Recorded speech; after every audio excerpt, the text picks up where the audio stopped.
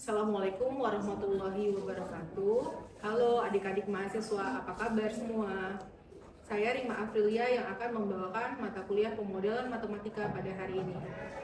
Sebelum adik-adik mempelajari mata kuliah pemodelan matematika, adik-adik harus mengetahui dulu apa itu capaian pembelajaran dari pemodelan matematika. Yang pertama, adik-adik harus memiliki motivasi dan semangat dalam mempelajari pemodelan matematika. Yang kedua, adik-adik harus memahami apa itu dasar-dasar dari pemodelan matematika. Yang ketiga, adik-adik harus memahami apa itu pemodelan matematika dalam bidang ekonomi dan bidang transportasi. Kemudian yang terakhir, adik-adik harus memahami pemodelan matematika dalam bidang logistik, kemudian bidang penyebaran penyakit dan epidemi penyakit. Untuk yang pertama sekali, adik-adik harus memahami apa itu dasar-dasar pemodelan matematika.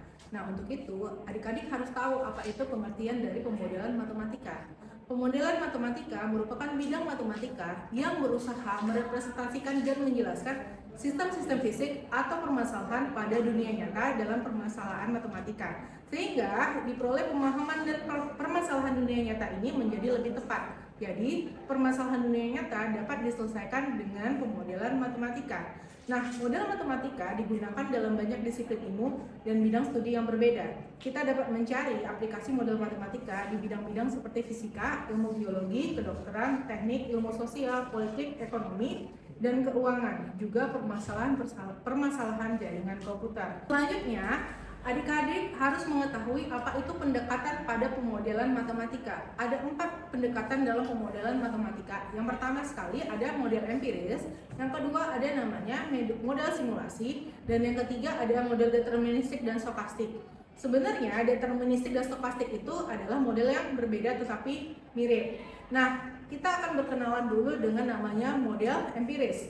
Pada model empiris, ini berhubungan dengan data. Permasalahan menentukan peran yang penting. Dalam pendekatan ini, gagasan utama yang digunakan adalah mengkonstruksi formula atau persamaan matematika yang dapat menghasilkan grafik yang terbaik untuk mencocokkan data. Nah, sedangkan untuk metode simulasi atau model simulasi, dalam pendekatan ini, model matematika itu didasarkan pada aturan-aturan. Penekanannya pada aturan-aturan untuk membentuk bagaimana suatu proses atau fenomena akan berjalan terhadap waktu pada kehidupan nyata. Jadi di sini yang dikaji adalah interaksi dari berbagai variabel dan komponen yang kita kaji kemudian diuji.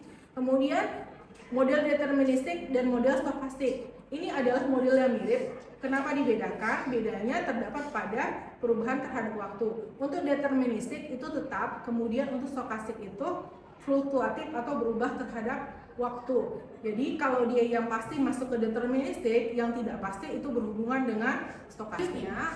Untuk dalam proses pemodelan, adik-adik harus tahu bagaimana proses pemodelan itu dilakukan. Adik-adik dapat melihat pada grafik berikut ini. Ini adalah grafik proses pemodelan, di mana ini adalah dunia nyata dan ini adalah dunia matematika. Dari proses ini, permasalahan dunia nyata sebelumnya kita dapat ubah ke dalam permasalahan matematika.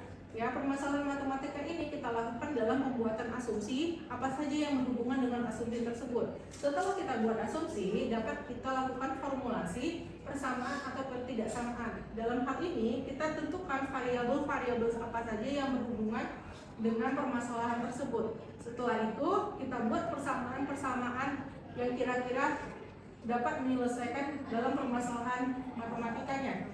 Di sini kita bisa melihat apa itu parameter, kemudian variabel apa yang berlaku dalam permasalahan tersebut. Kemudian kita buat fungsi kendala dan fungsi tujuan apa yang mau kita cari dalam permasalahan tersebut. Setelah itu dapat kita lakukan penyelesaian persamaan dan pertidaksamaan dalam formulasi yang sudah kita lakukan. Kemudian hasilnya adalah kita interpretasikan. Dari sini kita bisa melihat apakah dia dapat digunakan sebagai solusi dunia nyata atau kita bandingkan kembali datanya bisa digunakan atau tidak. Jika bisa digunakan, dia adalah solusi dunia nyata. Jika tidak, kita harus mengecek kembali ke dalam pembuatan asumsi. Kira-kira asumsi apa yang salah atau tidak dapat kita gunakan, atau asumsi apa yang kurang, dan kita akan mengulangi proses dari formulasi tersebut hingga didapatlah nanti solusi yang benar-benar dapat menyelesaikan permasalahan dunia nyata. Demikian, sekian dan terima kasih untuk pengenalan mata kuliah pemodelan matematika. Assalamualaikum warahmatullahi wabarakatuh.